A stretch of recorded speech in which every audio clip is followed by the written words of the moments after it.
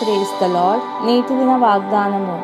నా ప్రాణము తల్లడిల్లగా బూదిగంతముల నుండి నీకు మొదలుపెట్టుచున్నాను. కీర్తనలు 61:2.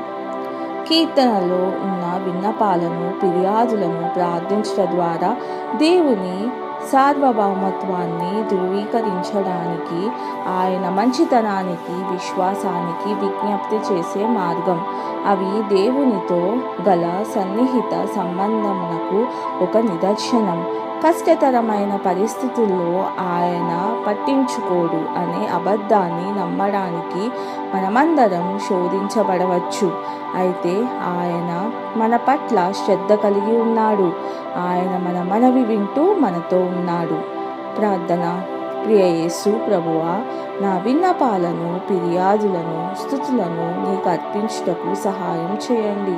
యేసయ్య నామంలో ప్రార్థిస్తున్నాను తండ్రి. ఆమెన్.